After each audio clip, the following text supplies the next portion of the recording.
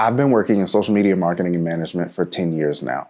And there are several things that I wish someone would have or could have told me when I got into this career. And today we're going to be talking about that. Hi, my name is Larry, and this is day 5 of my 75 Hard YouTube edition. The first thing I wish someone would have told me is that you need to know your principles and learn your practices. And I word it like that specifically because you need to know basic principles in order to apply them to different types of marketing and social media. You need to know basic communication skills. You need to know basic writing and grammar skills. You need to know basic marketing principles, and then you can apply those to different social media or different marketing aspects, and you can learn those practices. A good way to kind of differentiate those two is if you know basic human psychology, you can shift that and mold it to each specific platform. You can do it on YouTube, you can do it on Instagram, you can do it on Twitter. Knowing your principle will allow you to shift the practice. And as new social media apps are bound to come out, you can adapt what you learn based on the principles to each new platform. The second thing that I would tell anyone who's interested or just getting started in this career path is that knowing more skills will make you more sticky, but you probably should specialize. So I'm someone who loves to learn, and the learning truly never stops in this field. And the more I dove into one thing, the more sticky I became. So as an example, when I first started in this industry, I was hired as an intern to write social copy. I felt like I was decent at writing. I got the internship, and I actually got my first job from that internship, basically project managing, like scheduling stuff and writing social copy. As I expressed more interest in growing, I learned the skills of email marketing, still transferring those copywriting skills over from social to email. Then I started to learn design because emails need some graphic elements. Emails from businesses needed a little more flair than just written word. Then I also applied that graphic knowledge from emails to social media graphics. Very basic graphics, mind you, but being able to take those skills and transfer them to other things. I then picked up a camera and started to learn photography and videography. Now I'm someone who's well-rounded. I don't just write social copy or email copy. I don't just make graphics. Now I can also show up with a camera, take the picture, make a graphic, and then write some words to it. I am a complete social media manager package.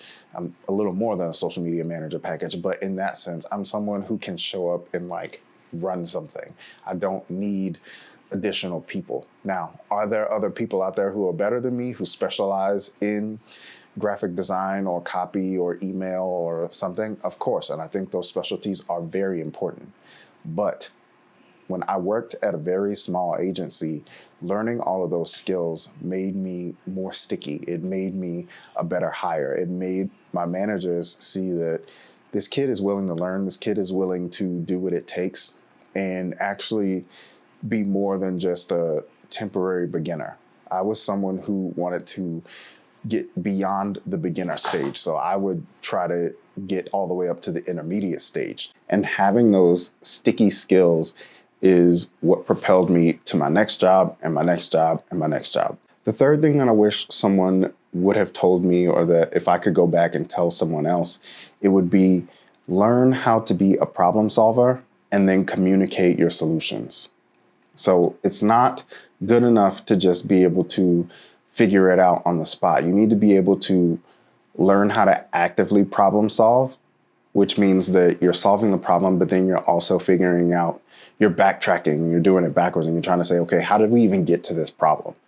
And then you need to be able to communicate how you figured it out and how to solve those problems for other people. If you learn how to solve a problem and the client doesn't know they have a problem, but you solve it, it doesn't really matter. They don't know that you solved a problem. However, if you can accurately communicate to a client, hey, I noticed that you're having this issue. This is what I noticed. This is what it's doing to you. This is how it's hurting you. and then flip that and say, this is what I'm doing to correct it. This is how I'm fixing it. That makes you way more valuable as a team member, as an employee, as someone who's working with other people. You're the person who pointed out their problem, but you didn't just point it out, you identified it, you identified the source, you figured out a solution, and then you communicated to them, hey, we're already taking steps to figure out how to make this go away or make it better. You don't become just a number. You don't just become an expense to them. You're someone who they can work with, who they can trust, and you become an asset to them. The fourth thing that if I could go back in time and tell my younger self is that you need to know your primary platforms like the back of your hand. I don't know how many times I've talked to business owners who were interested in starting Facebook pages or Instagram accounts, and they had no idea how to navigate the platforms.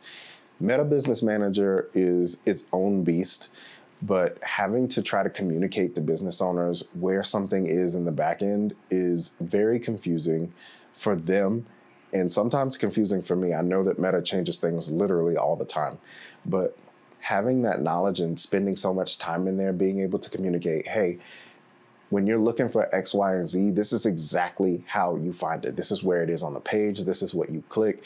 This is what it's been renamed to. This is where the new location is. Being able to communicate all of those things to clients and customers is extremely important. Knowing that instead of having to go look it up or having to send them an article is way more helpful, and you build that client trust and communication even more. I can't tell you how many times I've screen recorded personally for clients using their name, using their website, using their back end, and saying, this is exactly where you need to go to change this setting. The reason I usually can't do is because you don't have that level of access. But if I can show them visually, hop on a Zoom call, send them a screen recording and show them exactly where it is, I've gotten so many thank you emails of, thank you, I couldn't figure this out, and you were the person who helped me figure this out. You told me exactly what to do, exactly where to go, and how to fix this problem. The last thing that I wish I would have known before becoming a social media marketer or manager is that you should be documenting everything. I don't mean that in the sense of a vlog. I mean that in the sense of you need to be taking screenshots of where clients start to where they end up whenever you leave. You need to be taking screenshots of your work and your progress. You need to be, if you can, take photos of yourself at work, maybe short video clips of yourself at work. You need to be able to show and prove that, one, you know what you're doing, but two, that you're actually achieving results. I know in this day and age, some people feel like, oh, I can just do that after the fact, or I don't have to worry about it, or clients trust me, or whatever. But you need to be documenting your work, even if it's written down notes of client starts here. By the time they left, they ended up here. We started with this budget, we got this result. Take screenshots. This is where their profile was when we started. This is where it is when we ended. This is extremely helpful if you are going to be acquiring different clients, acquiring more clients. If you're just someone who works at an agency, this is great social proof to show if you decide to leave and go to a different job or start your own firm. Having proof and having documentation of your work and your efforts is extremely important because, one, whenever I know from personal experience, when you leave a company and you don't have that documentation, all you have is stories. And stories are genuine, and most of the time people can tell when you're faking a story. But there's nothing like having the hard proof of saying, I achieved X result based on my effort. I was a part of X team and we helped do blah. Like, all of those things come into play. And if you can show rather than tell, it makes you more believable. It makes you more hireable. And it makes you the ability to be able to make more money. So if you're someone who's interested in starting a career in social media marketing, social media management, digital marketing, I hope that you take these lessons to heart. I hope that you're able to, get some insight from these few lessons, and I hope that you apply them if this is something that you want to pursue. I think these are universal, but specifically for my social media and digital marketing people out there, these are a few things that I wish someone would have really drilled into me before I embarked on this journey. If you have any suggestions or tips that you'd like to leave to the future generation of people in this field, leave a comment down below. If you enjoyed this video, I'd appreciate a thumbs up. Hit the subscribe so that you're notified whenever I post my next video. Thank you guys for watching, and I'll see you tomorrow. Peace.